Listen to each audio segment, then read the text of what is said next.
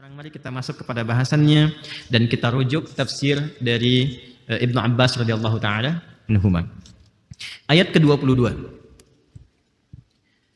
A'udzu billahi minasy syaithanir rajim.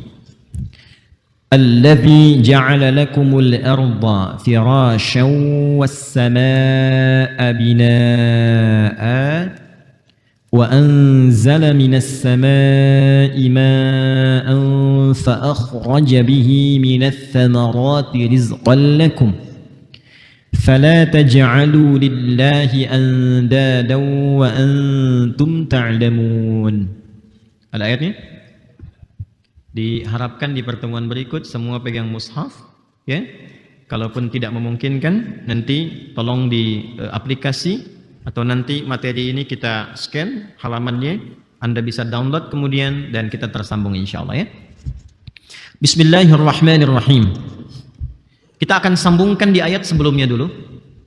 Di pertemuan sebelumnya saat kita kembali ke ayat 21, Allah Subhanahu wa taala memerintahkan kepada seluruh manusia dengan 4 klasifikasi yang telah disebutkan sebelumnya.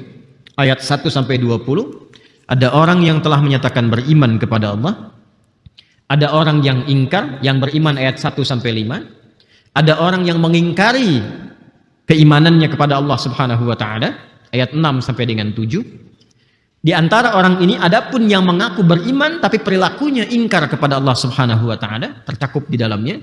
Kemudian yang keempat adalah orang-orang munafik yang lisannya mengatakan beriman tapi hatinya berbeda dengan lisannya, bukan sekedar mengingkari, bahkan kadang-kadang menyoal tentang ketentuan agamanya. Itu yang membedakan golongan 4 dengan golongan yang ketiga.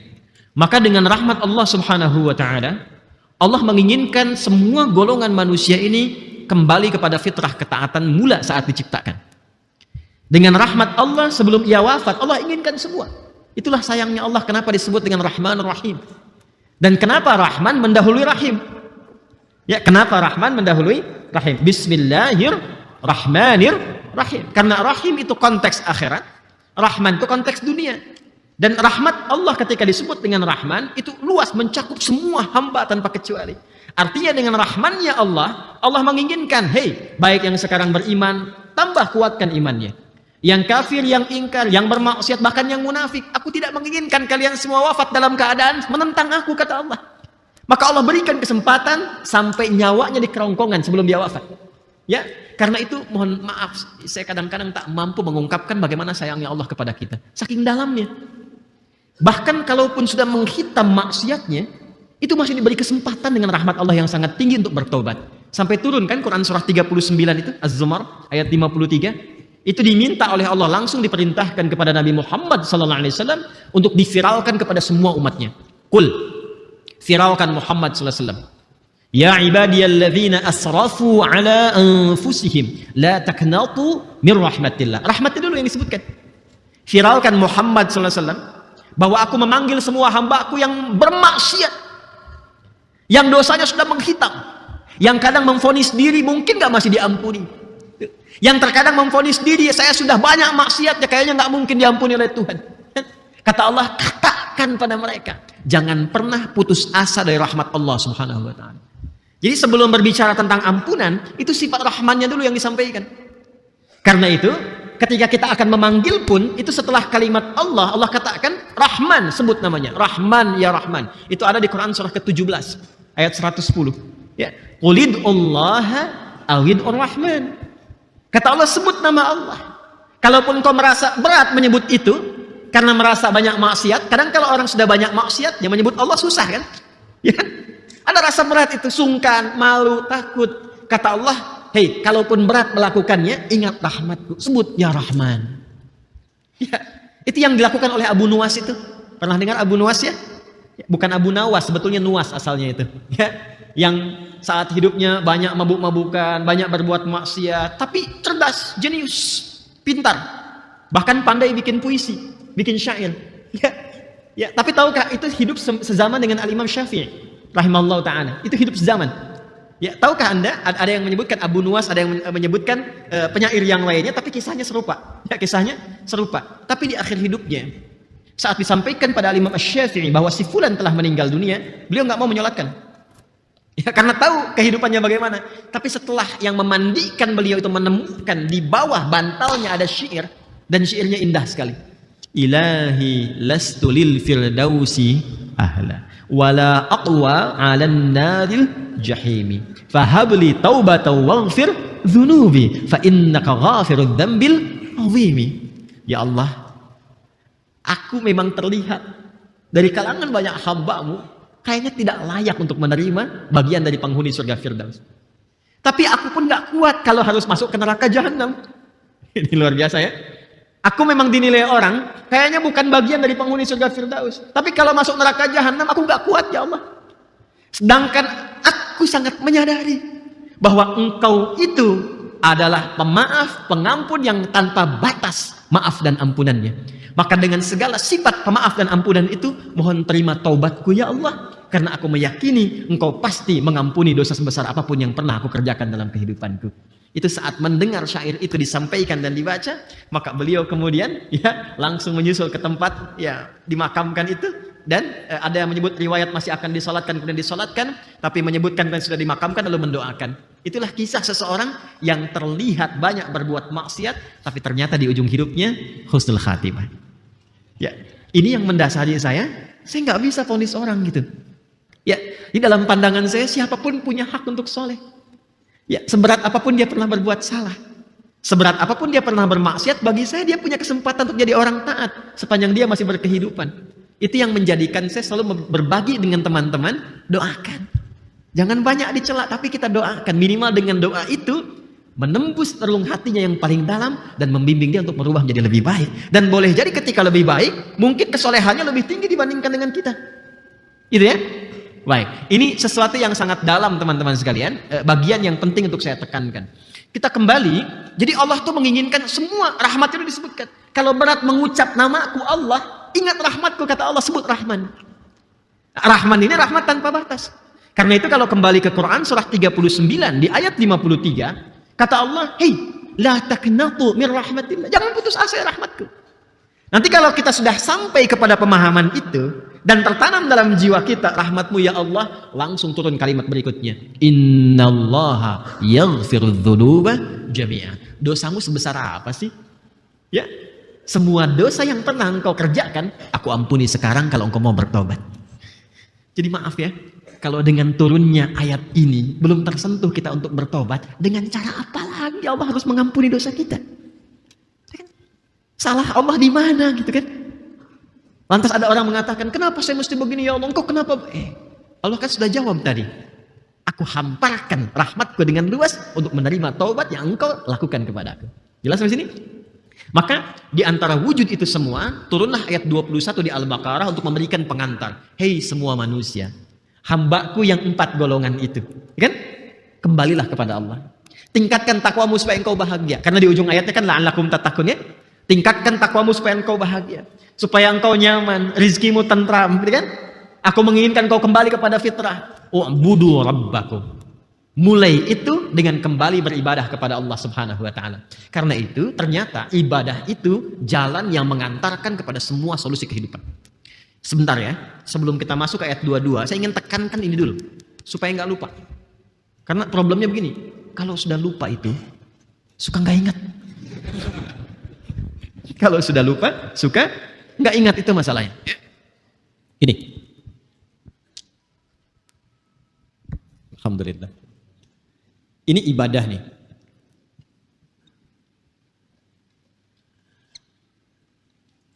Ini solusi.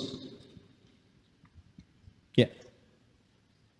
Ini persamaan singkat sebentar ya. Ini agak dalam ngajinya, tapi saya turunkan dengan bahasa yang insya Allah berikan kemudahan untuk dipahami ya. Ini adalah tentang hidup. Allah berikan kita kehidupan. Alhamdulillah. Di antara fitrah kehidupan itu, nanti sandingannya adalah ujian. Ya, jadi hidup itu selalu bersanding dengan ujian. Ya. Tidak ada satupun orang hidup yang tidak diuji.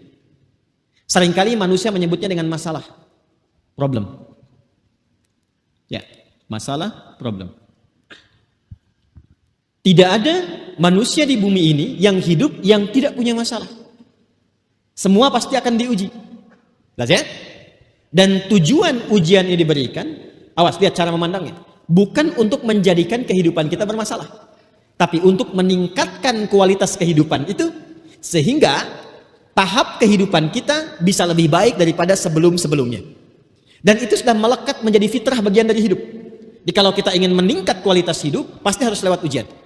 Paling gampang ini kan saya selalu contohkan di anak sekolah kan. Kalau TK naik ke SD, bahkan sekarang kan anak TK diuji kan. Apakah layak nggak bisa masuk SD gitu kan. Ketika dia lulus ujian, artinya dia dipandang layak untuk naik tingkat ke level berikutnya. Dan kualitas pendidikannya bertambah gitu kan. Itu fitrah hidup. Dan kalau kita jujur, kita katakan pada diri kita, bukankah setiap kita mengalami persoalan, kualitas hidup kita menjadi semakin lebih meningkat? Ya kan? Pengetahuan meningkat, emosi lebih baik lagi, ya kan? Tata cara memandang hidup berbeda, itulah fitrah. Dan ini penting disadari, memang bagian yang telah Allah lekatkan dalam kehidupan kita. Jadi melihat masalah itu jangan dilihat pada problemnya. Ingat ya, lihat pada hikmahnya untuk meningkatkan kualitas kehidupan kita. Ini konsepsi hidup bersanding dengan ujian ada di Quran, surah ke-2 Al-Baqarah ayat 155. Ya. Nanti kalau mau diteruskan sampai ayat 157. Paling kiri sebelah atas di mushaf standar. Nah, pelan-pelan nanti cara menyelesaikan ini untuk mendapatkan solusinya, Allah berikan shortcut. Ya, khususnya bagi insan yang beriman. Kan kita harus bertanya kan kepada Allah, ya Allah, saya sudah beriman. Ada yang belum beriman, ada yang sudah beriman. Lalu manfaat iman kami untuk mengentaskan persoalan itu apa? Maka sebelum bertanya, Allah sudah jawab. Untuk orang-orang yang yakin dengan Allah, beriman kepada Allah, Allah berikan shortcut. Begini cara mengatasi persoalan. Kalau kamu dapatkan begini, ini solusinya. Kalau kamu mendapatkan seperti ini jalan keluarnya. Jadi bagi insan beriman itu yang menarik, bahkan sebelum dia mendapatkan ujiannya, Allah sudah terangkan masalahnya akan begini, solusinya akan begini. Ya. Ada yang akan menikah berumah tangga misalnya, itu sudah jelas tuh, sebutkan kemungkinan yang muncul persoalan begini. Ini persoalannya. Ini masalahnya, ini solusinya. Jelas? Nah, persamaan antara solusi dengan ujian itu, ujian bisa mendapatkan solusi, persamaannya dibentuk seperti ini. Ujian ingin mendapatkan solusi, solusi ditemukan pada ibadah. Ini konsep asalnya. Jadi kalau kita balik itu, setiap orang hidup diuji dengan ujian, problem kehidupan, kemudian dia mengharapkan solusi, solusinya bisa diraih lewat ibadah. Paham sampai sini dulu? Oke. Sebelum kita jeda untuk azan, saya mau tanya dulu sebentar begini. Yang punya solusi hidup itu siapa? Ya kan? Anda punya persoalan dengan harta, yang paling kaya siapa? Yang punya harta siapa? Anda punya persoalan dengan ilmu, ingin ditambah pengetahuan. Yang punya ilmu siapa? Karena itu Allah punya sifat Al-Ghaniyyu, Al-Razzaqu, Al-Alimu, Al-Hakimu, dan segalanya karena Allah penguasa segalanya. Nah, sekarang logika sederhana kita mengatakan, kalau Anda punya akses dekat dengan pejabat, dekat sekali, mungkin dibantu nggak? Ya, logikanya begitu kan ya? Sekarang kalau Anda punya akses yang dekat dengan Allah, apa yang tidak mudah bagi Allah? Maka cara membangun kedekatan dengan Allah itu konsepsinya disebut dengan ibadah namanya. Ini. Di ibadah itu membantu kita untuk semakin terkoneksi dengan Allah Subhanahu wa taala. Ketika terkoneksi kuat, wajar bagi Allah dan punya kewajiban untuk memudahkan hidup kita karena koneksi kita tinggi. Maka disinilah kemudian setiap hari 17 kali kita diminta terkoneksi dengan Allah. Dalam konsep ibadah itu kita katakan iyyaka na'budu, ya Allah kepadamu aku ibadah, ingin membangun koneksi. Iyyaka na'budu, tapi belum selesai ayatnya. Ketika Anda mengatakan iyyaka na'budu, kata Allah sempurnakan. Wa iyyaka na'budu adalah ibadah, wa iyyaka nasta'in adalah solusi. Karena itu ketika hadisnya Qudsi mengatakan dari Abu Hurairah radhiyallahu taala anhu, qala Nabi sallallahu alaihi wasallam, qala Allah azza wa jalla, perhatikan kalimatnya, idza qala al-'abdu iyyaka na'budu wa iyyaka nasta'in, qala Allah azza wa jalla, hadza baini wa baina 'abdi wa li 'abdi ma sa'al. Ketika seorang hamba mengatakan dalam salatnya, ya Allah, iyyaka na'budu, hanya kepadamu lah aku beribadah, wa iyyaka nasta'in, dan sekarang aku punya masalah. Dan kepada mula aku minta solusi. Apa jawab Allah? Ini perjanjian antara aku dengan hambaku. Kalau hambaku benar ibadahnya, maka apapun apapun yang ia minta sekarang, aku akan kabulkan.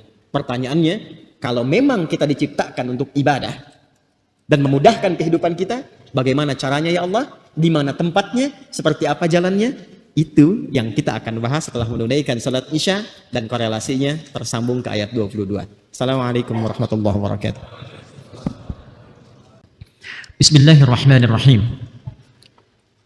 Telah kita uraikan menjelang Isya tadi bahwa ketika Allah memerintahkan kita untuk beribadah, sejatinya bukan ingin memberikan beban kepada kita dalam berkehidupan di muka bumi ini, tapi lebih memberikan jembatan untuk membangun konektivitas yang kuat dengan Allah, sehingga dengan itu mampu mengentaskan semua problem kehidupan yang mungkin kita hadapi.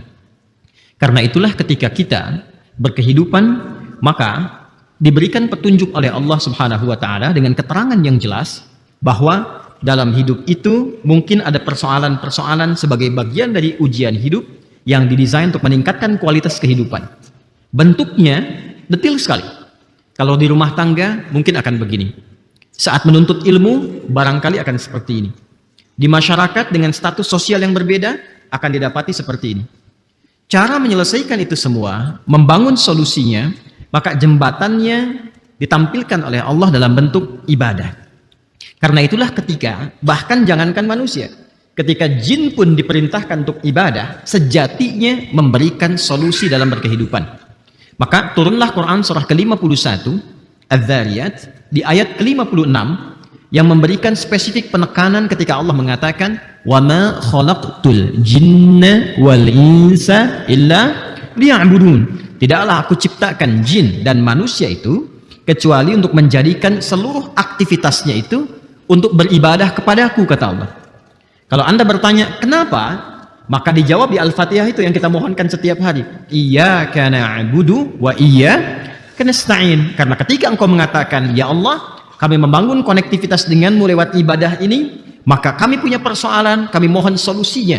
Maka dijawab oleh Allah di hadis qudsi, hadza baini wa baina 'abdi wa li 'abdi ma sa'al. Ini perjanjian, komitmen antara aku dengan hambaku.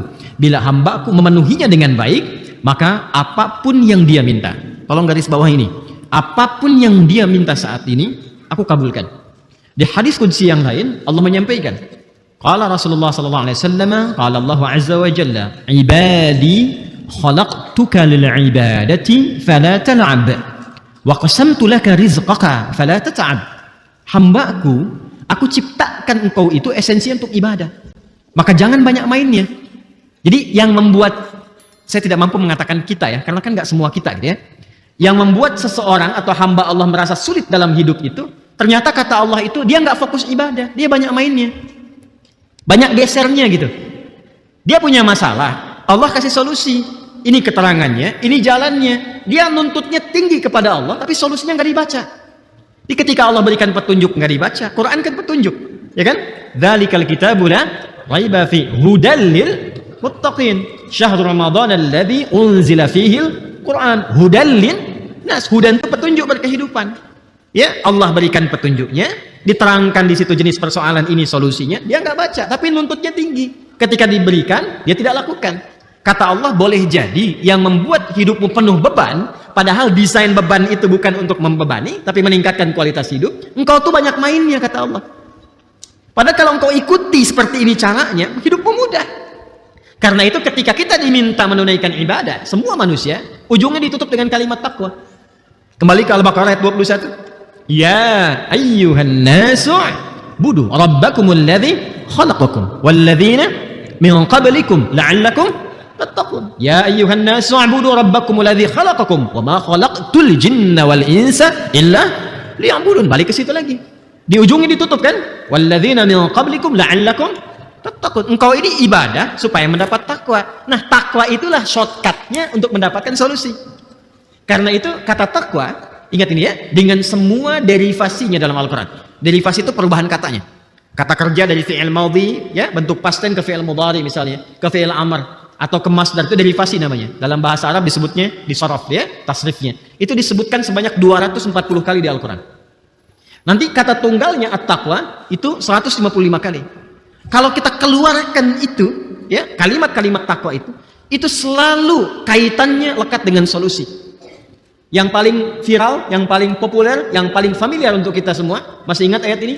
Wa may yattaqillaha yaj'al lahu makhraja wa yarzuqhu min haitsu la yahtasib. Quran surah 65 kan? At-Talaq di akhir ayat kedua, di awal ayat ketiga. Puncak persoalan tertinggi di rumah tangga ketika mengantarkan kepada kemungkinan tolak kan? Itu pun masih diberi solusi. Kalau mampu meningkatkan takwa, itu ada solusinya.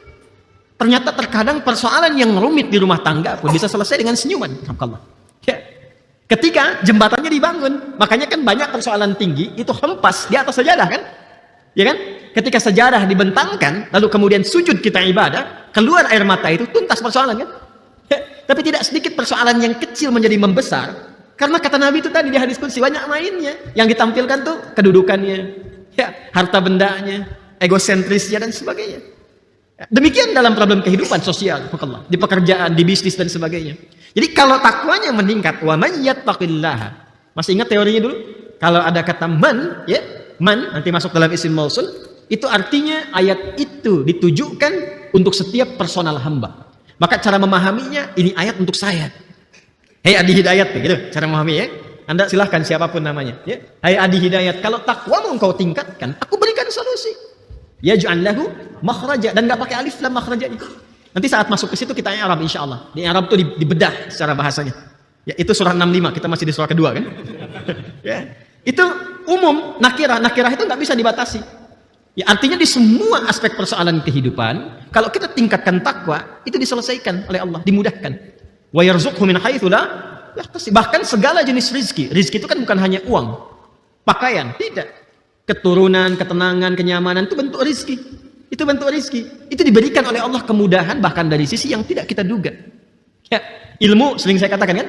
Al-Baqarah di akhir ayat 282. Wattaqullaha wa yu'allimukumullah. Engkau tingkatkan takwamu kepada Allah, Allah tambahkan pengetahuan. Itu janji Allah. Karena itu orang dulu enggak pernah mereka belajar sebelum mereka meningkatkan sholat. Kan selalu saya pesankan dua hal kan? Ya, adik-adik ini ya, kalau mau belajar diberikan oleh Allah tambahan pengetahuan, cepat memahami sesuatu, jaga dua hal. Salat, Quran.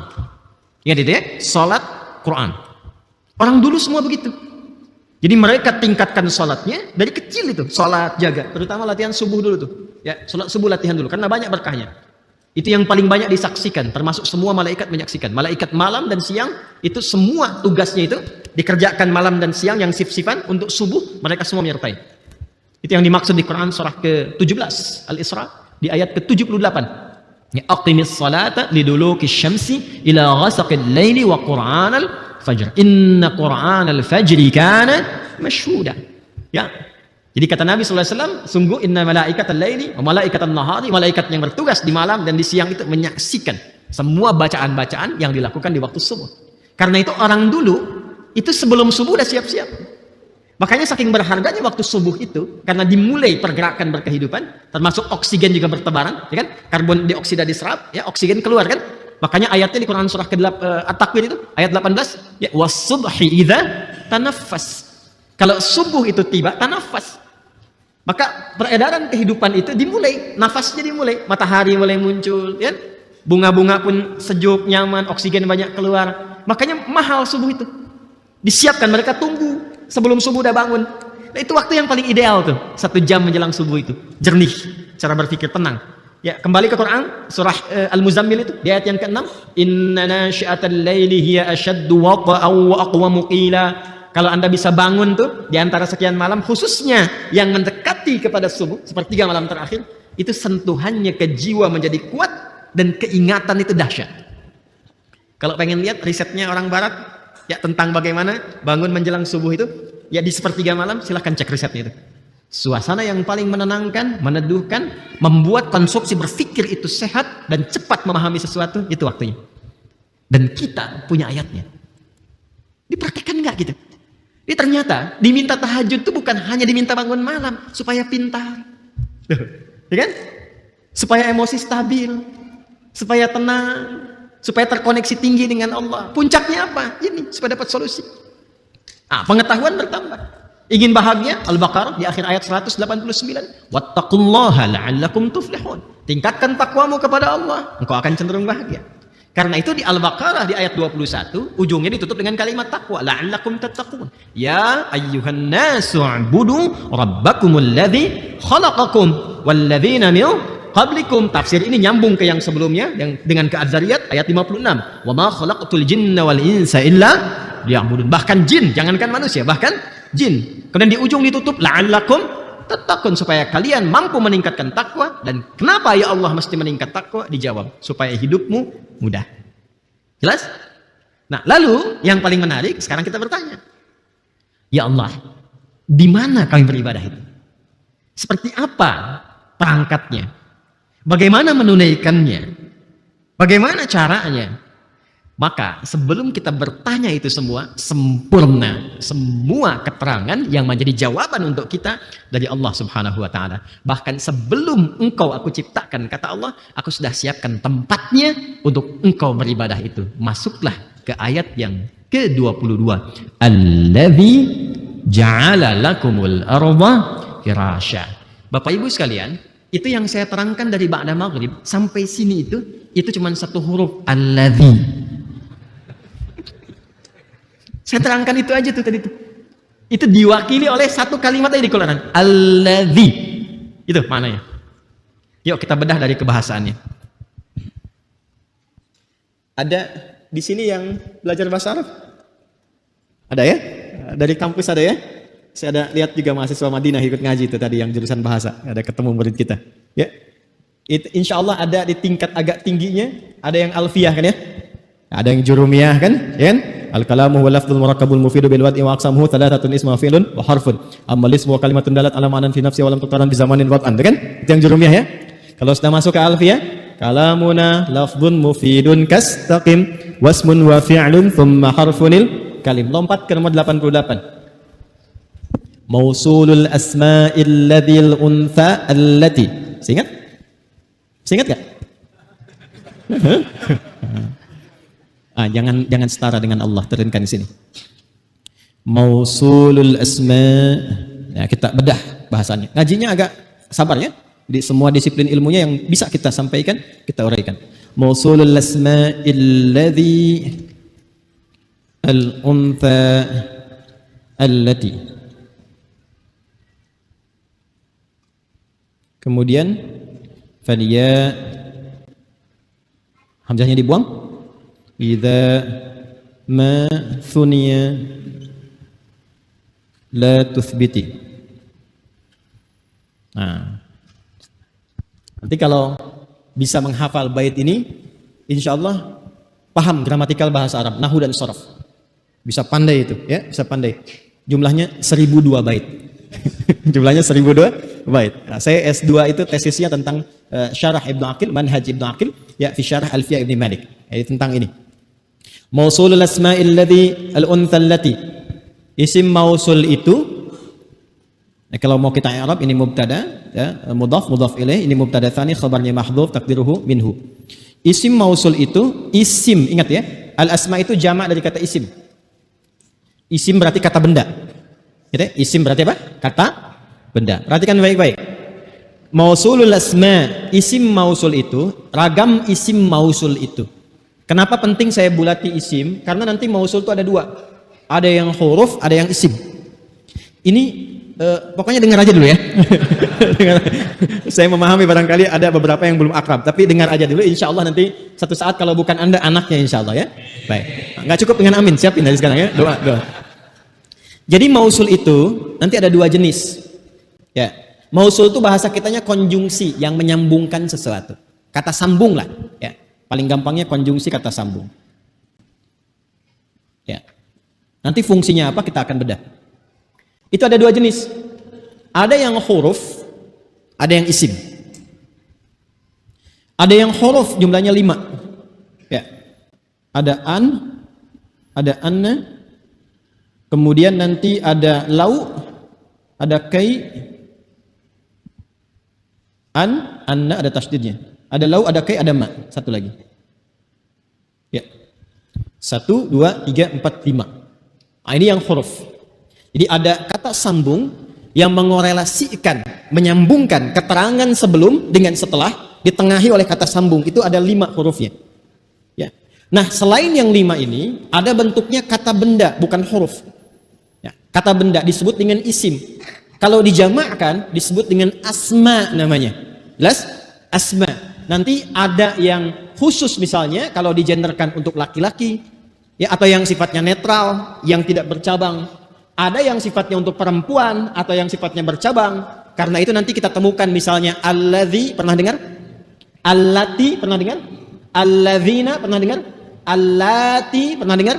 Allawati, pernah dengar? Nah, itu yang termasuk dengan isim namanya. Kata-kata benda yang fungsinya menjadi konjungsi, menyambungkan satu keterangan dengan keterangan yang lainnya.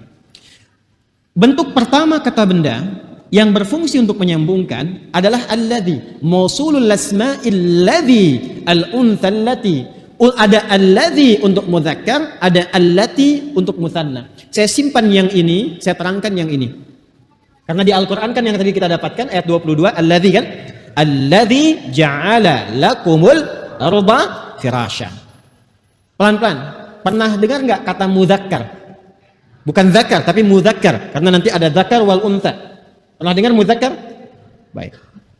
Mudzakkar begini. Mudzakkar. Ini kita ngaji bahasa Arab sebentar ya. Saya sedang siapkan buku bahasa Arab praktis. Enggak jelimet insyaallah. Cuman kasih rumus begini, insyaallah bisa. Ya, dan cepat insyaallah cepat. Nanti tunggu, sudah jadi, tinggal dicetak, oke. Perhatikan baik-baik. Pernah dengar kata mudzakkar enggak? Apa artinya?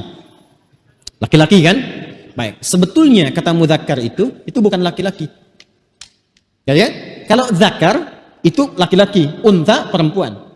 Mudzakkar asalnya adalah sesuatu yang tidak bercabang, tidak bertambah, tidak bercabang, tidak berkembang. Itu asalnya. Ingat ya? Sesuatu yang berkembang, bertambah atau ada potensi itu disebut dengan muannas namanya. Jelas ya? Mudzakkar dengan muannas. Jelas? Jadi mudzakkar asalnya nggak bisa disebut laki-laki. Tapi asal maknanya sesuatu yang tidak berkembang atau bercabang. Dari sini, saya tanya pada Bapak Ibu sekalian, kalau laki-laki itu berkembang tidak? Tidak. Perempuan yang berkembang mengandung, melahirkan. Jelas? Laki-laki nggak ada yang mengandung dan tidak ada yang melahirkan. Makanya kalau udah laki-laki aja. Paham? Nggak usah capek-capek sewa rahim sana. Enggak, laki-laki udah. Ya, Asep aja lah. Ya. Nggak ada Asepiah misalnya kan, udah. Jadi kalau udah perempuan aja. Perempuan karena mengandung melahirkan, artinya bisa berkembang dan melahirkan, maka dia masuk pada muannas. Paham? Baik, sekarang Allah melahirkan, Allah dilahirkan, Allah berkembang. Qul huwallahu ahad. Katakan Allah itu esa, satu-satunya, lam yalid walam yulad. Setelah Allahus samad, lam yalid walam, tidak beranak, tidak diperanakan, walam yakul lahu, tidak bersyarikat, artinya tidak berkembang, tidak bercabang, tidak berpartner. Berarti kalau dalam konteks pemaknaan ini Allah masuk mudzakkar atau muannas? Mudzakkar. Karena itu kata ganti yang kembali kepada Allah, termasuk kata sambung yang kepada Allah harus mudzakkar bukan muannas. Jadi jangan dipahami ini kok Allah huwa berarti Allah laki-laki, tidak. Nah, itu belum ngaji namanya. Das ya? Qul huwallahu huwanya kenapa mudzakkar? Karena Allah tidak berkembang, tidak beranak, tidak diperanakan. Paham sampai sini? Baik. Karena itu, mausulul asma'il ladzi, ragam kata benda. Perhatikan, isim. Awas. Kembali ke jurumiyah. Jurumiyah itu yang paling dasar belajar bahasa Arab. Karya Al-Imam As-Sanhaji ini bapak ngarang kitab untuk anaknya supaya bisa bahasa Arab. Ya. Ini tolong tiru ya. Bapak insinyur, kuliah nih. Bikin dong catatannya itu, satukan, jangan dibuang. Dari dosen ngajar, kumpulkan, catat. Saya dulu begitu. Ya, dulu begitu, diketik, satukan. Jadi diktat akhirnya, kita ajarkan lagi ke anak kita. Dengan metode berbeda, sesuai dengan zamannya. Sayang kalau cuma Anda yang kuliah, Anda pintar sendirian. Anda insinyur, Anda dokter, diktatnya kumpulin. Yang dasar-dasarnya keluarkan. Nanti anak ingin menyusul itu, ajarkan. Minimal pokok-pokoknya. Ya, nah Al-Imam As-Sanhaji itu menginginkan anaknya bisa bahasa Arab dengan baik. Maka beliau kemudian menuliskan pokok-pokok bahasa Arab. Yang pokok apa? Supaya anak ini cepat belajarnya. Setelah ditulis, datang ke salah satu aliran sungai. Lalu bermohon kepada Allah, ya Allah, jika kitab kecil ini bermanfaat maka mohon tetapkan tintanya di atas kertasnya. Tapi kalau ini tidak bermanfaat, bahkan untuk umat di masa depan, mohon alirkan tintanya bersamaan dengan mengalirnya air di sungai ini. Maka disimpanlah kemudian ke aliran sungai itu, ya. Lalu tiba-tiba beliau katakan, Jarmiyah, Jarmiyah, Jarmiyah. Ayo ngalir air, ngalir air. Jadi pengen mengalir supaya pengen lihat, itu luntur nggak tintanya. Ternyata semakin mengalir air, semakin tetap tintanya dan tidak luntur sedikit pun. Maka disitulah kemudian beliau yakin ini isinya diridhai oleh Allah Subhanahu wa taala. Alhamdulillah dituliskan kemudian selesai, maka diberi nama dengan kitab Jurumiyah. Dari Jarmiyah, Jarmiyah, Jarmiyah. Itu kitab itu ada maknanya. Jangan dikira Bulughul Maram itu enggak ada artinya. Subulus Salam itu enggak ada artinya, ada semuanya. Fathul Bari itu ketika diberi nama Fathul Bari ada artinya.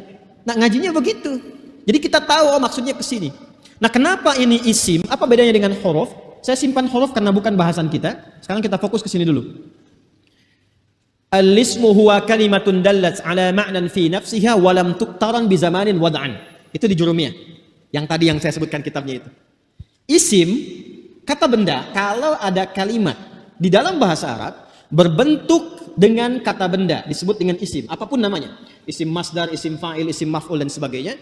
Maka kaidah pertama mengatakan semua kata atau makna yang diwakili oleh kata isim itu dia tidak terikat dengan waktu. Tidak terikat dengan waktu.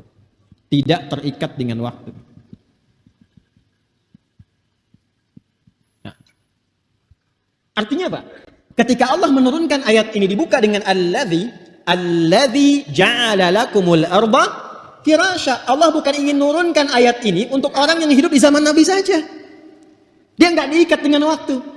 Untuk zaman setelahnya, zaman setelahnya, zaman setelahnya. Seakan-akan Allah ingin katakan, "Hei Muhammad sallallahu alaihi wasallam, sampaikan, viralkan kepada umatmu, kepada seluruh manusia seluruhnya. Ya, bahwa kasihku begitu luas. Aku menginginkan semua hamba itu kembali taat. Beribadah lagi supaya hidupnya nyaman. Dan sampaikan pada mereka informasi ini ya tidak diikat dengan waktu. Jadi siapapun yang hidup setelah era ini, tanamkan pada jiwa mereka, kasihku begitu luas, cepat kembali. Ya. Aku telah ciptakan mereka, tujuannya begini, konstruksinya begini. Kalau mereka nggak yakin, silahkan riset diri mereka sendiri. Kalau memang ingin melihat juga kata Allah, silahkan selain lihat pada diri mereka, lihat pada tempat untuk ibadah yang telah aku siapkan. Apa itu? Alladzi ja'ala lakumul arda. Ketika menggunakan kata alladzi dan disebut dengan mausul konjungsi, artinya ayat 22 ini ingin meneruskan, menyambungkan keterangan dari ayat 21. Dan keterangannya tidak diikat dengan waktu. Artinya kalau kita ngaji sekarang, pekan depan ketemu lagi, masih berlaku ayat ini. Ya, kita meninggal, generasi berikutnya datang, masih berlaku ayat ini. Sampai kita kembali kepada Allah Subhanahu wa taala. Dan ketentuannya pun tidak diikat dengan waktu. Kalau kita ngaji sekarang, awas ya, hisabnya nanti menjadi meningkat karena kita sudah tahu maknanya. Dan tidak diikat dengan waktu sampai kembali kepada Allah Subhanahu wa taala. Paham? Oke. Nah, itulah alladzi. Ya. Nah, jadi ini ya. Jadi keterangan di ayat 22 ingin menyambungkan. Selain aku telah menciptakanmu, kalau ngajinya begini, kalau kita ingin dalamkan. Ya ayyuhan nasu ubudu rabbakumul ladzi khalaqakum. Ya kan? Baik. Simpan sampai sini, teruskan ke bawah, ya. Selain aku khalaqakum menciptakan kalian, alladzi ja'ala lakumul arda. Kalau kamu masih belum yakin dengan aku sebagai Tuhan, dengan meriset dirimu, maka setidaknya lihat di bumi ini yang telah aku hamparkan keseluruhannya untuk bisa engkau gunakan ibadah, selain itu untuk engkau riset demi mendapatkan dirimu kepadaku, demi mendekatkan dirimu kepadaku. Oke, teruskan. Alladzi ja'ala lakumul arda. Ya Allah, engkau perintahkan kami untuk ibadah. Ya kan? Di mana kami ibadah? Seperti apa caranya? Kata Allah, aku siapkan tempatnya fil ardi, bukan fis sama. Fil ardi. Alladzi ja'ala lakumul arda. Satu, kita temukan kata al-arda. Apa artinya ardun? Nah, asalnya ardun itu bukan bumi. Ya? Asal kata ardun itu tempat yang masih mampu dipijak saat kita masih berkehidupan. Jelas ya? Jadi kalau sekarang kita ada di mana sekarang? Masjid Al-Ihsan ya? Masjid Al-Ihsan kan? Nah, kan? Nah, jadi sepanjang kita hidup, masih hidup gak sekarang? Atau ada yang meninggal sekarang? Masih hidup kan ya? Baik, sepanjang kita hidup dan kita berpijak, memijak sesuatu tempat, itu disebut ardun namanya. Jelas? Jelas ya? Contoh, ada yang sedang misalnya bertugas ke bulan. Ya kan? Baik ya, dia bertugas ke bulan misalnya, ada misi tertentu, ya. Nah, ketika dia menginjak di situ, berada pun di area itu misalnya, itu bagi dia ya tempatnya bulan, betul, qamar. Tapi keadaan dia di situ ketika berpijak itu ardun. Yang dimaksud ardun ini, dia masih punya kewajiban beribadah sepanjang dia masih bisa memijak tempat dimanapun dia hidup. Paham? Oke, baik. Satu, ardun, tempat dia berpijak. Dan kita artikan dengan bumi secara umum. Nah, tempat kamu beribadah itu, kata Allah, di setiap tempat yang mampu kamu pijak secara umum. Dimanapun itu, umumnya di bumi. Maka aku desain tempat itu, mendesain, menjadikan sesuatu, itu bahasa Arabnya disebut dengan ja'ala, ya ja'alu. Jadi ada khalaqa, ada ja'ala, itu beda.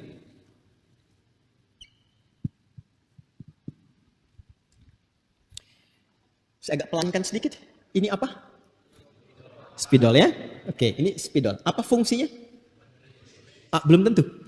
Kalau saya katakan untuk melontar yang ngantuk. Ya, misalkan? Oke. Ini belum ada nih, segini ya. Dianggap belum ada. Sekarang ada. Mengadakan sesuatu dari tidak ada sama sekali, menjadi ada plus dengan materinya, dengan bahannya. Jadi bukan mengadakan sesuatu dari bahan yang telah ada sebelumnya, bukan. Mengadakan sesuatu plus dengan materi, bahan asal dan sebagainya. Itu khalaqa namanya. Jelas ya? Namanya apa? Khalaqa. Iqra bismi rabbikal ladzi khalaq. Ya kan? Nah, yang melakukannya, pelakunya, subjeknya disebut khaliq namanya. Khaliq. Isim fa'ilnya. Jadi kalau disebut khaliq itu artinya bukan sekedar mencipta, tapi mencipta sesuatu betul-betul dari tidak ada. Jadi nggak ada bahannya, nggak ada apa. Jadi mengadakan sesuatu plus dengan materi asalnya. Itu disebut dengan apa? Khaliq. Karena itu satu-satunya yang bisa mendapatkan nama khaliq adalah hanya Allah Subhanahu wa ta'ala. Manusia nggak bisa. Sekalipun dia bisa membuat sesuatu, misal membuat meja, kan harus ada bahannya dulu kan? Ya kan? Ada kayunya, tripleknya, pakunya, macam-macamnya, baru dia susun jadi meja. Kalau nggak ada bahan nggak bisa. Nah, karena itu manusia tidak bisa disebut dengan khaliq. Ya, makanya yang terkait dengan manusia disebutnya dengan ikhtara'a, yakhtari'u ikhtira'an. Hadza min ikhtira'ihi. Ini dari apa yang dia buat, ya. Tapi kalau khaliq, dia mencipta dari sesuatu yang tidak ada menjadi apa? Ada. Karena itu ketika Allah mencipta kita manusia, ya, mencipta kita manusia, maka Allah mengenalkan kepada semua hambanya, semua makhluknya dengan nama khaliq. Di Quran surah ke-15 ayat 28. Quran surah 15 Al-Hijr ayat 28. Wa idh qala rabbuka lil malaikati inni khaliqum bashara min salsalim min hama'im masnun. Dan ingatlah, pahami, renungkan, karena iz itu mengandung makna kontemplasi, perenungan. Ketika Rabbu Muhammad SAW berfirman, menginfokan pada malaikat dan jin, yang keduanya tercipta sebelum manusia. Jadi maaf, malaikat dicipta duluan sebelum jin, jin dicipta lebih dulu sebelum manusia. Jadi urutannya malaikat, jin baru manusia. Karena itu di ayat 27-nya di surah yang sama, surah Al-Hijr ayat 27, jin disebut sebelumnya. Wal janna khalaqnahu min qablu min naris samum. Dan jin kami ciptakan, kata Allah, dengan keagunganku sebelum manusia, dari bahan yang beda, dari api yang bergolak. Nah, ketika Allah mengatakan aku mencipta manusia, maka diksi yang ditampilkan kalimat Qur'annya khaliq, inni khaliqun basyara. Jadi dari yang tidak ada menjadi ada. Tapi belum disebutkan fungsinya apa, di mana berkehidupan. Sedangkan semua yang Allah ciptakan itu mesti ada manfaatnya, harus ada fungsinya, harus jelas tujuannya. Karena tidak boleh ada satupun ciptaan Allah yang sia-sia, sekalipun nyamuk yang kecil. Ya, karena itu ada ayat tentang nyamuk di Quran surah kedua Al-Baqarah ayat 26. Innallaha la yastahi ayyadriba mathalan ma ba'udatan fama fawqaha. Ya, harus ada manfaatnya. Karena itu ketika sudah tercipta manusianya, barulah dijelaskan kepada malaikat dan jin, ini tujuan penciptaan manusia itu. Maka nanti kita akan dapatkan di ayat ke-30 di Al-Baqarah. Ketika dicipta menggunakan khalaqa, ketika dijelaskan fungsinya menggunakan ja'ala. Pindah ke Al-Baqarah ayat 30. Lompat dulu sebentar ya. Kalimat pembukanya sama. Di Al-Hijr ayat 28, wa idh qala rabbuka lil malaika. Di Al-Baqarah ayat 30, wa idh qala rabbuka lil malaika. Bedanya apa? Kalau di Al-Hijr ayat 28 proses penciptaannya dari tidak ada menjadi ada. Yang di Al-Baqarah ayat 30 adalah proses menerangkan fungsinya di mana dia berkehidupan. Wa idh qala rabbuka lil malaikati inni ja'ilu fil ardi khalifah. Paham? Dan ketika Allah Subhanahu wa taala menyampaikan, memviralkan, ingat Muhammad SAW ketika Allah memviralkan, menyampaikan kepada malaikat dan kalangan sementara jin yang ada pada masa itu, aku akan memberikan tugas, memberikan fungsi pada manusia yang telah tercipta ini. Jadi menjadikan atau memberikan fungsi pada sesuatu yang telah tercipta, itu disebut bahasa Arabnya dengan nama ja'ala. Tadi apa fungsi spidol? Menulis ya. Oke, maka saya katakan inni ja'ilunil qalama, ya, misalnya alatan lil kitabah. Saya akan menjadikan spidol yang ini, ya, yang ini sebagai alat untuk menulis. Wa inni ja'ilun hadzal qalama ramyan lin nu'as. Sedangkan spidol yang ini aku jadikan sebagai wasilah untuk melontar yang ngantuk. Oke? Nah, sekarang di Al-Baqarah ayat 22 itu khalaqa atau ja'ala? Ja'ala. Karena nanti kalau kita ngaji tafsir, ada yang menjelaskan makna ja'ala itu dengan khalaqa. Oke? Yang dimaksud di sini penekanannya, alladzi ja'ala lakumul arda firasya. Tempat yang akan digunakan oleh manusia beribadah itu tempatnya di mana? Ardun. Sekarang bagi kita bumi. Nah, supaya kondusif bumi ini digunakan atau tempat ibadah ini nyaman digunakan, maka sebelum kita diciptakan, ya, nanti ayat 29 menjelaskan itu. Sebelum kita tercipta, sebelum kita diturunkan ke bumi ini, atau ayah bunda kita, Adam dan Hawa, kakek moyang nenek moyang kita, turun ke bumi, maka desain buminya sudah Allah siapkan supaya nyaman kita ibadah di dalamnya. Dalam bahasa Arab, sesuatu tempat yang nyaman untuk dipijak, untuk tiduran, untuk sandaran, untuk lompat-lompat, untuk enak di situ ya, macam-macam, itu disebut dengan firash namanya. Pakai sin besar ya, firash. Nah, kalau sin kecil kuda namanya. Ya, faras, fursan, penunggang kuda yang hebat. Tadi saya memberikan tahniah. Ucapan selamat untuk jemaah haji, kan? Semoga mabrur hajinya, pulang dengan selamat, kan? Kemudian juga mengucapkan terima kasih kepada pengelola dua tanah suci yang memberikan pengaturan yang baik, ya, kesempatan pada jemaah dan sebagainya. Qadar Allah, karena di sana orang Arab kan, saya sampaikan pakai bahasa Arab ya. Nah, setelah itu saya lihat tuh sekilas ada komen begini, sukron lakum, ya, sukron tuh pakai sin. Kalau sukron pakai sin artinya mabuk. Ini pakai shin bahasa syukran ya. Kalau pakai sin kecil syukran tuh mabuk deh. Baik ya. Wa taral arda sukara wa ma hum bisukara dia. Ini firash artinya sesuatu yang nyaman ya.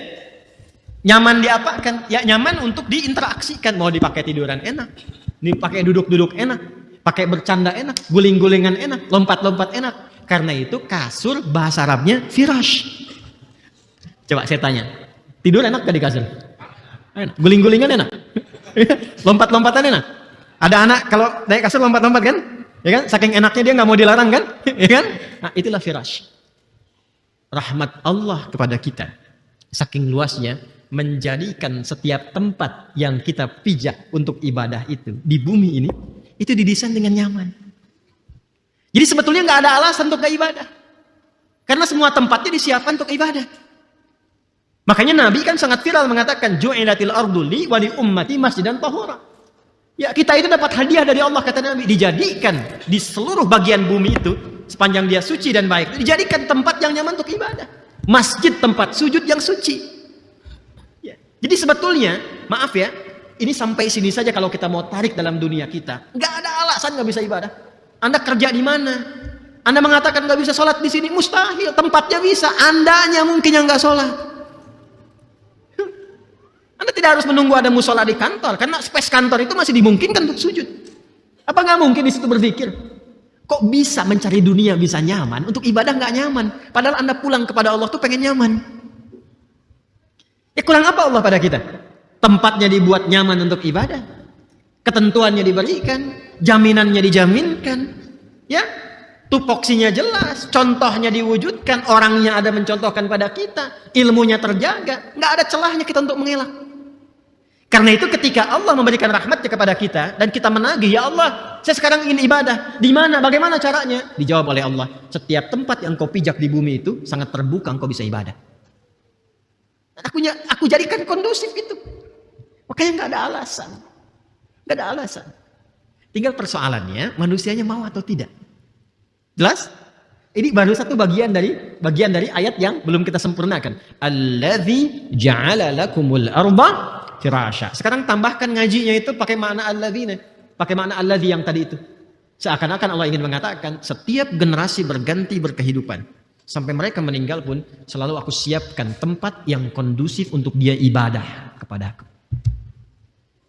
Jelas di sini? Jadi kalau kita ingin membawa citra ayat ini dalam kehidupan kita, seharusnya siapkan setiap tempat yang kita tinggali atau berinteraksi itu ada space untuk ibadah. Kalau di rumah, bikinlah space sedikit untuk ibadah. Ya, atau bahkan setiap kamar itu gunakan setiap tempat yang dipijak. Pakai sholat dulu. Saya membiasakan ini dan hasilnya luar biasa. Hasilnya luar biasa. Kalau masuk ke satu tempat kita pakai sholat dulu. Ya. Ada pakaian misalnya, ya Allah titipkan untuk dipakai, pakai ibadah dulu. Itu rasanya akan beda. Antum kalau pernah dapat pakaian, dipakai sholat dulu, itu akan malu menggunakan pakaian itu pakai maksiat. Akan malu. Karena memori pertama yang sampai di benak kita itu pernah dipakai sholat. Ya, makanya kalau ada orang ingin berbuat maksiat, dia akan milih-milih tuh. Ya, dari perangkat-perangkat yang memang belum pernah digunakan untuk berbuat taat. Kalau nggak percaya silakan. Ada nggak orang yang biasa pakai kendaraannya untuk ngaji ke masjid, tiba-tiba dipakai untuk mencuri? Nggak mungkin. Ya, dia akan berpikir jangan pakai yang ini ya, ini sayang, investasi ibadah. Makanya terkadang beberapa pakaian itu penting melekat nilai-nilai syariat di dalamnya, walaupun kemudian jadi budaya, tapi asalnya menjaga. Contoh gini ya, ini bukan ilmu otak-atik ya, bukan ilmu otak-atik dan bukan ngarang-ngarang ini. Kalau mau dicari sanadnya ada. Kalau mau tanya ke kiai-kiai juga, lihat kenapa para kiai kita itu banyak yang sarungan, ya, banyak yang sarungan. Itu ada maknanya. Orang tua kita itu melekatkan makna, disebutnya sarung kan. Di Arab juga ada izar namanya, izar, ya. Tapi itu dipakai jadi budaya yang melekat bahkan di dunia pesantren, santri dan sebagainya. Karena sarungan itu, ini masya Allah, ini maaf ya, agak mahal tapi jarang disampaikan. Agak mahal tapi jarang disampaikan. Nih sebentar, saya tunjukkan begini. Sarungan itu serapan dari kata syara'an, syariat. Syara'an sarungan. Sekali lagi, ini bukan ilmu otak-atik ya. Bukan ilmu otak-atik. Kalau mau dicari sanadnya sampai. Insya Allah kiai-kiai di pesantren tahu itu. Ya, dan kami diajarkan dari kecil juga diajarkan. Syara'an itu dibawa dalam bentuk kosakata, diterapkan dalam sesuatu yang melekat pada diri kita. Syara'an sarungan. Ya kan? Dari kata syariat maksudnya apa? Hei, selimuti dirimu dengan nilai-nilai syariat, sarungan. Makanya pakai sarung itu dipakainya ke masjid, pakai ngaji dan sebagainya. Kalau naik dikit, anak-anak di daerah itu dipakein ke sini jadi kayak sorban gitu kan? Ya kan?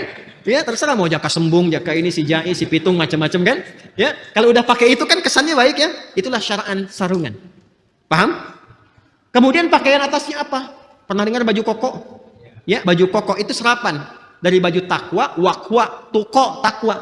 Disingkat jadi koko, diserap jadi koko. Jadi maksudnya pakaianmu itu pakaian takwa, mengambil dari surat Al-A'raf itu, walibasut taqwa dzalika khair, pakaianmu pakaian takwa. Jadi kalau sudah kenakan itu, tingkatkan takwamu, jaga.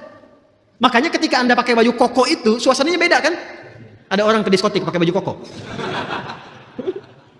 Ya kan? Lain kan?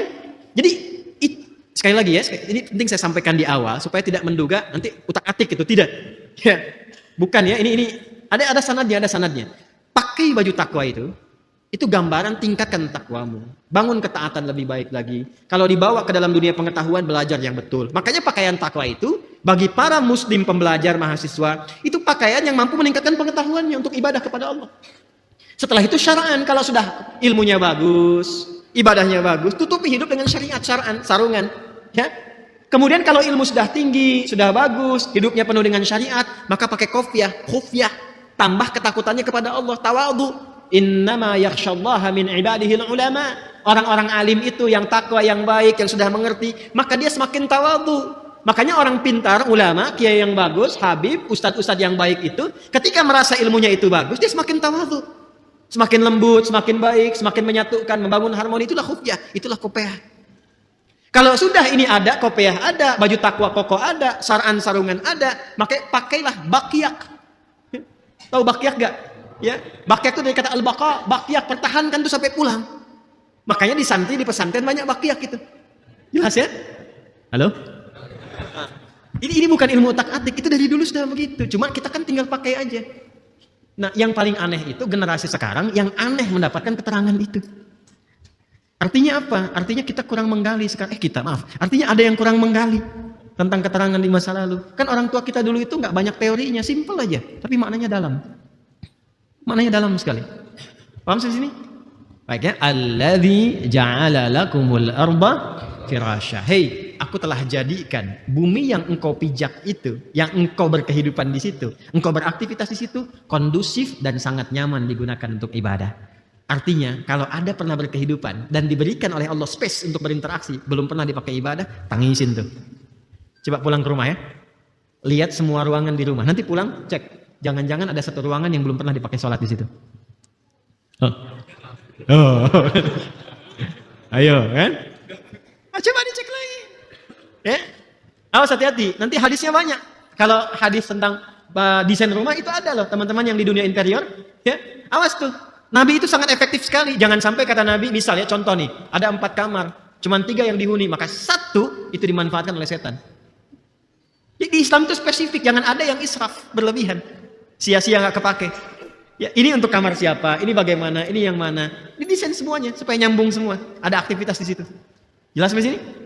Oke. Alladzi ja'ala lakumul arda firasya. Jangan sampai tidurnya nyaman, tapi ibadahnya nggak maksimal. Makanya disindir nanti di Al-Muzammil. Ya, innalaka fin nahari sabhan tawila. Duh hambaku, ya ayyuhal muzammil. Ya, qumil laila illa qalila. Nisfahu aw inqus minhu aw zid alaihi wa rattilil qur'ana tartila. Awas, inna sanulqi alaika. Mana Qur'annya? Qaulan taqila. Inna nashi'atal laili hiya ashaddu wata'an wa aqwamu qila. Innalaka fin nahari sabhan tawila. Ini bahasa bebasnya begini nih sampai ayat ke-7. Hei hambaku yang sedang tidur enak banget pakai selimut. Ya kan? Dan engkau itu begitu sibuk siangnya. Innalaka fin nahari sabhan tawila. Kamu itu siangnya begitu sibuk cari dunia. Malamnya enak banget tidurnya pakai selimut. Pulas begitu. Itu kata Allah nih. Cita-cita masuk surga. Firdaus lagi itu. Dia? Ayo, siapa yang pengen ke surga Firdaus? Saya kan, tapi pelan banget kan saya gitu. Karena menyadari memang siangnya sibuk. Ya kan? Malamnya pulas kan? Ya kan? Cita-cita masuk surga. Kata Allah, cobalah bangun sedikit. Qumil laila illa qalila. Bangunlah sedikit, walaupun cuma sedikit ibadahlah. Jadi semua desain itu menyaman, menenteramkan dan menenangkan. Semua desainnya nyaman.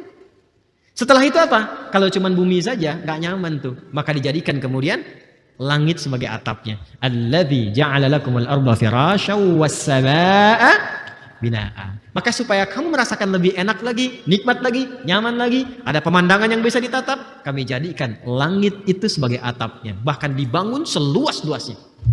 Allah siapkan seluas-luasnya. Dari mana dapat perpaduan ini? Temukan di Quran surah 51 dari ayat 47 sampai 48. Nanti tafsir ayat ini yang dua-dua didetilkan lagi di Quran surah 51 ayat 47 sampai dengan 48. Was-samaa'a banainaha bi'aidin wa inna lamusi'un wal arda farashnaha. Di Al-Baqarah ayat 22, allazi ja'ala lakumul arda firasya. Di Az-Zariyat ayat 48, wal arda farashnaha fa ni'mal mahidun. Kata Allah, "Hei, aku sudah jadikan langit itu ya dengan kekuatanku, dengan keagunganku, dengan kekuasaanku seluas-luasnya."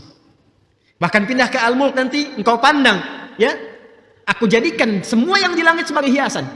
Walaqad zayyana sama'ad dunya bimasabih. Kami jadikan ada bintang-bintang, ada cahaya, ada planet yang bisa diriset dan sebagainya. Natap ke langit, indah. Kan? Coba keluar malam-malam lihat ke langit. Nyaman kan? Makanya ada orang-orang yang punya harapan tuh suka rebahan kan? Kaum rebahan. Ya kan? Ke rooftop naik atau di lapang ya. Saya kalau di Timur Tengah musim panas itu menjelang waktu ujian, rata-rata teman-teman keluar tuh dekat pohon kurma atau ada yang naik ke rooftop, rebahan tuh ke langit ngelihat begini gitu. Dan mulai bermohon menanamkan harapan gitu kan? Punya cita-cita gantungkan setinggi langit ya, setinggi langit terus tinggi betul dia lihat ke atas tenang kan? Coba lihat keluar. Nanti setelah kajiannya selesai. Lihat tuh gini enak tuh. Nyaman. Jadi langitnya didesain nyaman. Buminya didesain nyaman. Dan bukan hanya daratannya termasuk lautannya. Dibuat senyaman mungkin, seindah mungkin. Saking indahnya banyak yang wisata kan ke pantai, ke laut. Ya kan? Banyak yang lihat. Nah, itu sindirannya tajam banget. Anda itu untuk dunia aja begitu nikmatnya. Kenapa kenikmatan itu enggak dibawa ke ibadah kata Allah? Padahal aku desain kenikmatan ini untuk ibadah, bukan untuk banyak main. Gitu. Coba jujur pada diri sendiri ya. Dari sekian puluh tahun Allah titipkan berkehidupan. Berapa banyak menikmati dunia dengan menikmati ibadah? Dari semua fasilitas yang telah Allah berikan sampai malam ini, berapa persen yang kita gunakan untuk ibadah kepada Allah Subhanahu wa taala? Dan itu akan dihisab. Itu akan dihisab. Ya. Nah, di titik ini, maka mulai saat ini kita mesti berbeda, memosisikan semua tempat yang kita pijak di bumi ini. Maka kalau pulang ke rumah, cek semua tempat yang kita pijak, jadikan itu sebagai bagian atau wasilah kita bisa beribadah di dalamnya. Walaupun hanya berpikir, subhanallah, alhamdulillah. Karena kalau kita meninggal, setiap tempat yang pernah kita pijak, itu akan bersaksi di hadapan Allah. Idza zulzilatil ardu wa akhrajatil ardu. Lihat ardu. Wa qala al-insanu malah. Yawma idzin tuhadditsu akhbaraha. Pada saat itulah setiap tempat, ayat keempat, yauma idzil tuhadditsu akhbaraha. Pada saat itulah setiap tempat di antara tafsirnya yang kita pijak akan menyampaikan kepada Allah di situ kita pernah berbuat apa. Maka enggak ada yang bisa tertutup dari peristiwa akhirat itu. Semua akan terungkap. Sekecil apapun. Wa may ya'mal mithqala dzarratin khairan yarah wa may ya'mal mithqala dzarratin syarran. Yang baik akan diungkap, yang buruk pun akan diviralkan. Sekecil apapun. Makanya sebelum sampai ke sana, perbaiki di sini. Ya, saya akan akhiri dengan kisah seorang ulama saleh, alim. Ada syekh yang sangat luar biasa saleh, alim. Alim itu tunggal, jamaknya ulama. Pengikutnya banyak, santrinya banyak. Dan senang berdakwah berkelana. Dakwah ke tempat ini, ke tempat. Satu kali secara singkat, ketika beliau sedang berjalan, dan itu dikenal oleh santrinya, syekh yang sangat kuat. Kuat sekali, fisiknya kuat, bagus ya untuk dakwah itu. Tapi satu kali, ketika sedang berjalan di satu tempat, tiba-tiba pingsan, jatuh. Dan lama ditunggu itu. Setelah sadar, lalu ditanya oleh santrinya. Ma bika, katanya, Syekh kenapa? Perhatikan jawabannya. Saya teringat, saat memijak tempat ini, saya teringat bahwa saya dulu pernah berbuat maksiat di tempat ini. Lalu aku beristighfar ketika menginjaknya. Saking takutnya aku kan, dengan dosa aku itu, aku beristighfar kepada Allah sampai pingsan pada saat itu.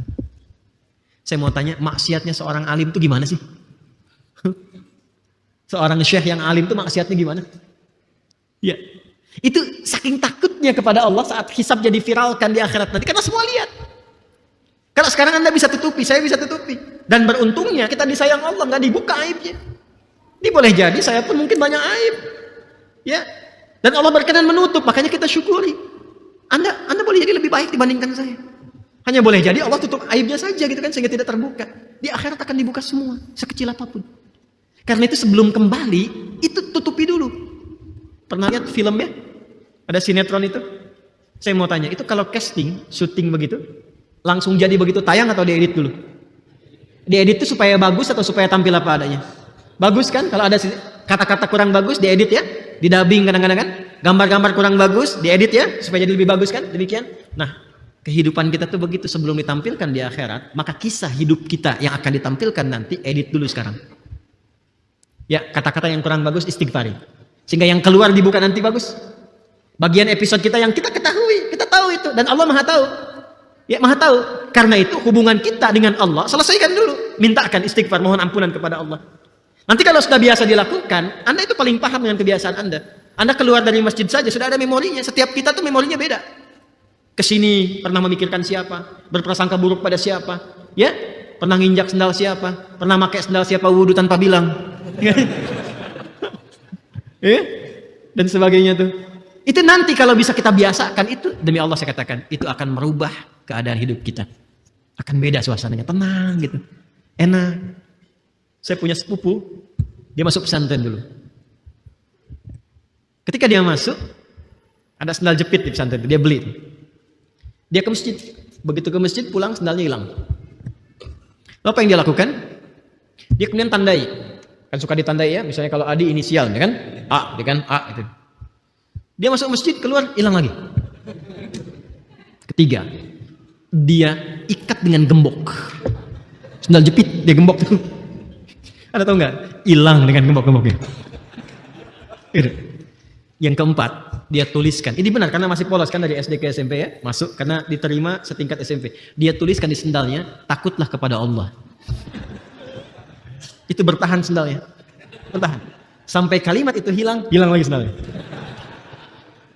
Lalu yang kelima dia putuskan, setelah tawakal aja apa adanya. Saya jalan aja begitu. Begitu dia keluar dari masjid, ditampakkan oleh Allah di mana keempat-empat sendalnya dan siapa pelakunya. Dan balik lagi akhirnya. Jadi ternyata ada beberapa episode kehidupan kita itu yang disiapkan oleh Allah untuk mematangkan bagian dari diri kita. Kadang ada yang belum matang ilmunya dikasih ujian pengetahuan, yang belum matang emosionalnya dikasih ujian-ujian emosional dan sebagainya. Nah, sebelum kita memasuki itu sadari dulu sehingga ketika kita menghadapinya sudah siap menjalaninya. Di antara cara untuk menyiapkan itu, perbanyak istighfar di setiap tempat yang kita pijak, lalu siapkan untuk menjadikan itu semua sebagai tanda mendekat kepada Allah. Kalau setiap tempat sudah kita mulai nyambung untuk menjadikan itu terikat dengan penghambaan kepada Allah, maka tempat itu berubah bukan sekedar tempat, tapi menjadi ayat namanya. Menjadi apa? Ayat. Ya, nanti kata ayat setidaknya disebutkan sebanyak kurang lebih 64 kali dalam Al-Quran, dan setiap kita memijak bumi, melihat langit, melihat lautan, bagi orang-orang yang sudah beriman kuat dan paham ayat ini, maka semua tempat itu tidak lagi menjadi tempat ardun tapi menjadi ayat. Inna fi khalqis samawati wal ardh wa ikhtilafil laili wan nahar la ayatil liulil albab. Jadi kalau sudah lihat langit, ingatnya sama Allah. Ya, jadi beda nih kalau orang biasa ngelihat langit, langit, gitu kan? Udah. Kalau ilmuwan, lihat langit, wah ini rasi bintangnya menunjukkan begini nih, arah angin begini, dan sebagainya. Tapi kalau ulul albab, yang tahu esensi kehidupan, Rabbana ma khalaqta hadza batila. Gak ada yang sia-sia dari ciptaan Allah. Masya Allah, indah betul ciptaan Allah ini. Sujud dia, kan? Mendekat dia kepada Allah. Dan pancaran setelah itu apa? Bisa jadi pengetahuan. Itu yang dilakukan oleh Nabi Ibrahim alaihissalam. Falamma janna alaihi al-lailu ra'a kaukaba. Dari mulai planet, bintang ke bintang, bulan sampai matahari diriset semua, pada akhirnya inni wajjahtu wajhiya lilladzi fataras samawati wal arda hanifan musliman wa ma ana minal musyrikin. Inna salatu. Kalau sudah hanifan muslimah, hanif, lihat langit, lihat bumi, tempat dipijak, setelah itu apa? Inna salati, salat, wa nusuki wa mahyaya wa mamati lillahi rabbil alamin la syarika lahu wa bidzalika umirtu wa ana minal muslimin. Itu caranya. Laut ada lagi ayatnya, ayat 164 di surah Al-Baqarah. Nanti kalau sudah sampai kita baca itu. Inna fi khalqis samawati wal ardi wa ikhtilafil laili wan nahari wal fulki allati tajri fil bahri bima yanfa'un nas. Ayat tentang kapal, kapal laut, perahu di laut dan sebagainya. Itu Quran ada ayatnya. Ada ayatnya. Makanya dulu setelah orang Islam itu maju dengan keislamannya di eranya Utsman bin Affan radhiyallahu taala anhu, yang kuat itu maritimnya, armada lautnya. Itu inspirasinya dari Quran. Itu sebetulnya bisa diturunkan ayatnya karena Indonesia itu kan luasannya lebih banyak lautan kan dibanding daratan itu. Jadi kalau belajar eranya Utsman bin Affan di copy paste nilai kemaritimannya, oh kuat banget itu. Ya. Masa dari sekian banyak selat itu kalau nggak salah tuh ya hampir 2/3-nya ada di Indonesia itu. Hampir 2/3-nya. Nah, itu ya. Nah, jadi sekarang kalau sudah ngaji ayat ini kan baru setengah nih. Ya kan, baru setengahnya kan belum selesai kan? Ya kan? Alladzi ja'ala lakumul arda firasya was samaa'a bina, baru sampai situ, baru setengah. Jadi sekarang kalau lihat langit, sudah lihat ayat ini, sudah ngaji, lihat langit itu sudah Masya Allah, Rabbana ma khalaqta hadza Minimal latihan itu dulu. Latihan dulu aja sampai hati kita tersambung. Di lisan dulu aja, Masya Allah. Rabbana ma khalaqta hadza batila. Ya Allah, jadikan lisanku yang berpikir ini menjadi persaksian yang memberatkan mizanku di akhirat. Itu dulu aja, walaupun belum ada sentuhan ke jiwa. Semakin sering berlatih, semakin tersentuh jiwanya nanti. Ya, sentuhlah ia di lisanmu, maka ia akan turun ke jiwamu. Jangan di mata aja, sentuhlah ia, lekat di hatimu, maka ia akan jadi milikmu untuk selamanya. Itu aja yang dia paling tuh. Kan dari mata turun ke, bukan cuma mata, dari lisan turun ke hati, dari telinga turun ke hati. Di hati ini ada iman. Dari kaki naik ke hati. Jadi ada yang turun, ada yang naik, sumbernya di hati. Inna fil jasadi mudghatan. Kan? Idza salaha salahal jasadu kullu wa idza fasadat fasadal jasadu kullu ala wa hiyal qalbu. Paham sampai sini? Yang dahsyat tuh begini, yang dahsyat. Lihat hujan, ingat Allah. Itu yang susah itu. Kan ada yang baru gerimis, miripis, pepoyan gitu kan? Ada yang begitu kan? Gerimis, jemuran gitu kan? Ada yang begitu. Tapi yang ini baru mendung pun ingat Allah. Hujan turun ingat Allah, zikir sampai menikmati setiap butiran hujan itu. Luar biasa, indah sekali. Setiap butiran itu dinikmati. Ya, saking nikmatnya tertidur pun karena zikir. Bukan sekedar tidur, kan ada terapi tidur dengan mendengar suara hujan kan? Ya kan? Itu bukan sekedar tertidur, dia saking menikmatinya bisa larut dalam suara itu untuk memuji Allah Subhanahu wa taala. Bagaimana dan kapan itu bisa terjadi? Nanti pekan depan. Kita teruskan ayatnya. Kan yang selanjutnya tentang hujan, ya kan? Selanjutnya tentang hujan kan? Ya alladzi ja'ala lakumul arda firasyaw was samaa'a binaa'a wa anzala minas samaa'i ma. Kenapa pakai anzala sedangkan di surat Luqman pakai nazzala? Kapan jadi nazzala? Kapan jadi anzala? Bagaimana menikmatinya? Kenapa disebut ma'a bukan matara? Kapan disebutkan matar? Berapa kali disebutkan di Quran? Nanti pekan depan kita bahas insyaallah. Jelas ya? Paham sampai sini? Nah, jadi kalau ada ayat tentang bumi dijadikan sebagai hamparan yang dimaksudkan cara kita berinteraksi, bukan ingin menunjuk bentuk bumi. Jadi ayat ini bukan ingin bicara bumi bulat, bumi datar. Awas ya? Bukan, kalau ingin tahu bentuk bumi sederhana, keluar dari bumi, lihat dari luar. Itu aja, Quran itu esensial. Jadi jangan berdebat pada sesuatu yang tidak penting, yang tidak membuat kita lebih cerdas. Paham ya? Ya, jadi jangan masuk ke lingkaran perdebatan pendapat bumi bulat, bumi datar. Enggak. Kalau pengen tahu bentuk bumi, keluar dari bumi, lihat bentuknya. Tapi kalau ingin menikmati kehidupan di bumi, maka lihat Quran dan jalani semua petunjuknya. Paham? Oke, baik.